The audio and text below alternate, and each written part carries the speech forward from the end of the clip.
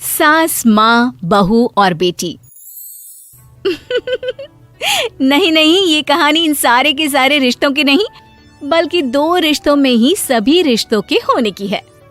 अरे बहू, मेरे और तेरे ससुर जी की रोटी मत बनाना, मैं बना लूंगी, दिन तक ठंडी हो जाती है। बहू जो कि एक वर्किंग लेडी थी। नहीं नहीं माँ जी, मैं अच्छे से कपड़े में लपेट देती हूँ ना, आप क्यों मेहनत करेंगी, माइक्रोवेव में गर्म कर लेना। अरे नहीं बहू, मेहनत मत कर, वैसे भी ऑफिस में कम मेहनत होती है क्या, जा रहने दे। लेकिन बहू मानती नहीं, वो सास ससुर की रोटी बना कर ही जाती है। दोपहर में खाने के वक्त ससुर जी कहते हैं, अरे बहू को रोटी बनाने के लिए क्यों मना कर दिया, क्या हो गया, ठंडा ही तो खाते आए हम लोग हमेशा से। अरे वो क्या है ना, सुबह ऑफिस जाती है, घर का सारा काम करने में वक्त लग जाता है, अरे थकती है वो अलग, तो मैंने सोचा बहाने से ही थोड़ा कम काम करवाऊं। ससुर मुस्कुरा रहे होते हैं। ये तो अच्छा है, बहू को समझना जरूरी है। वक्त बीत रहा था, घर में सब खुश थे कि एक दिन, माँ जी आप शाम को थोड़ा टहलने निकला करें, घर पर रह रहकर हड्डियां जाम होती है, पापा को भी ले जाया करिए, मैं वक्त पर तो आ जाती हूँ। बहू ठीक 5 बजे ऑफिस से घर आ जाती है। फिर चाय नाश्ता बनाकर सास ससुर के साथ बैठती, उन लोगों को सारा दिन का हाल बताती। रात को पति घर आता है। क्या बात है बेटा, ऑफिस से आकर कभी हम लोगों के साथ भी बैठा कर। अरे माँ, दिन रात काम करके मन ही नहीं करता, अगले दिन की फिर तैयारी होती है, आप और पापा ही कमरे में आ जाओ। इससे अच्छी तो बहू है, कितना भी थकी रहे, घर आकर हम लोगों के लिए चाय नाश्ता बनाना, फिर बातें करना। बहू ना होती तो हम बुढ़ा बुढ़िया तो बैठे ही रह जाते। सास और ससुर अब बहू के कहने पर शाम की सैर पर निकलने लगते हैं। सास की कई सहेलियां बनती है तो ससुर को भी कुछ बुजुर्ग लोगों का ग्रुप मिल जाता है। कैसा रहा सहेलियों के साथ शाम का वक्त? हम लोगों ने तो भाई खूब योगा किया।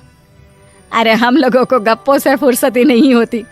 वैसे मिसेस मल्होत्रा आज बहू के बारे में कुछ बोल रही थी। तभी वहां ऑफिस से बहू आ जाती है जो जींस और टॉप में होती है। क्या बात है माँ, क्या कह रही थी आपकी सहेली आपकी बहू के लिए? सास इस बार बहू को कुछ अलग तरीके से देखती है और उल्टा सवाल ही दाग देती है। क्या कह रही थी वो हटा, ये बता, तेरे ऑफिस में तो मर्द भी काम करते होंगे ना? बहू जो अब तक मजाक कर रही थी वो सीरियस हो जाती है। मर्द होंगे नहीं माँ जी, मर्द ही ज्यादा है, हम 5 ही लड़कियां हैं ऑफिस में। अरे तो अच्छा लगता है क्या ऐसे कपड़े पहनती हो? कल से तुम ना साड़ी पहनकर ऑफिस जाना, और हाँ, शाम का नाश्ता थोड़ा जल्दी बनाया करो, नाश्ता बनाकर बाद में ही ऑफिस के कपड़े चेंज करने जाना। बहू को समझ में नहीं आता कि सास को हो क्या गया है, लेकिन वो कुछ नहीं कहती, सीधे किचन में जाकर चाय नाश्ता बनाती है और सास ससुर को दे देती है। अगले रोज बहू ऑफिस के लिए तैयार होती है तो खूब सुंदर सी साड़ी पहनती है और ऑफिस के लिए निकलने से पहले सास और ससुर के पैर छूती है और निकल जाती है। क्या बात है, आज मेधा के ऑफिस में लग रहा है कोई फंक्शन है। अच्छा, पता नहीं, मुझे तो बताया नहीं, वैसे तो सारी बात करती रहती है। अरे देखा नहीं कैसे साड़ी पहनकर जा रही थी? अरे वो तो मैंने ही बोला है उसे। अरे अच्छा लगता है क्या रोज रोज ऐसे सूट या जींस में जाना? बहू हो, बहू बनकर रहो, और आप भी ना मेधा मेधा मत किया करिए, बहू बोला करिए, सर पर चढ़ जाएगी तो दिक्कत हो जाएगी। सास अब बहू को बहू जैसा रखने लगती है, हर बात पर रोका टोकी, हर बात पर ताने। क्या बात है, आजकल लेट आ रही है ऑफिस से?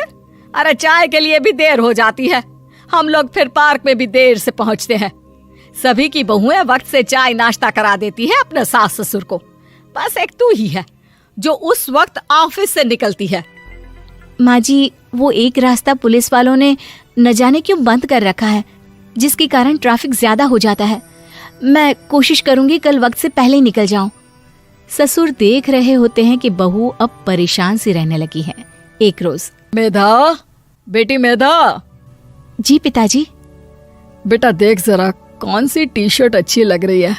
वो क्या है ना, शाम को सब बदल बदल कर टी शर्ट पहनते हैं, मैं भी सोच रहा हूँ कि आज कुछ अच्छा सा पहन कर जाऊं।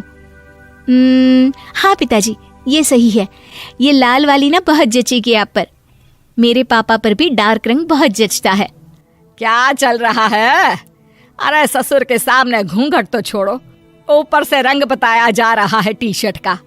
अरे बहू, कोई संस्कार दिए नहीं है क्या तेरी माँ ने? बहू इस बार बहुत निराश हो जाती है। वो वहां से तुरंत अपने कमरे में चली जाती है। अब बहू घर का सारा काम करती, ऑफिस जाती, लेकिन साड़ी और सर पर पल्ला लेकर। एक बार पड़ोसन उनके घर आती है। वाह सुमित्रा बहन, बहू का तो रूप ही बदल दिया। ठीक किया, बहू बहू जैसी ही अच्छी लगती है। अच्छा चलती हूँ मैं। पड़ोसन के जाने के बाद सास बड़ी अकड़ के साथ कहती है, देखा मेरा कमाल, कैसे मैंने मेधा बहू को कंट्रोल में कर लिया। अब बारी ससुर के बोलने की थी। हाँ सुमित्रा, बिल्कुल ये काम तो किया है तुमने, लेकिन कभी सोचा क्या खो दिया? क्या खो दिया? मैंने तो कुछ नहीं खोया जी। खोया है, पहले बहू जब ऑफिस जाती तुम्हारे पैर छूकर तुम्हें गले लगाती, लेकिन अब सिर्फ पैर छूती है। हाँ जी, ये बात तो आप ठीक बोल रहे हैं। पहले घंटों हम लोगों से बात करती, कमरे में ना जाती, ऑफिस से आते ही खुद की चाय, खाना, नाश्ता सब हम लोगों के साथ करती, सारी बात बताती। लेकिन क्या तुम्हें पता है, बहू की तबीयत खराब चल रही है, वो माँ बनने वाली है। ये बात मुझे बेटे ने बताई कि तुम्हें बता दूं। अब सास की आंख में आंसू थे। वो समझ गई थी कि लोगों के कहने में आकर उसने क्या खो दिया। शाम को बहू घर आती है तो माँ किचन में पकोड़े तल रही होती है। अरे माँ जी, आप रहने दीजिए ना, मैं आ तो रही थी। अरे नहीं, जा तू चेंज कर ले, मैं नाश्ता और चाय टेबल पर ही लगा रही हूँ मेधा। सास के मुंह से अपना नाम सुनकर बहू को बहुत अच्छा लगता है। माँ जी, कोई गलती हो गई है क्या? मेरे होते हुए आप काम करे, ये ठीक नहीं है।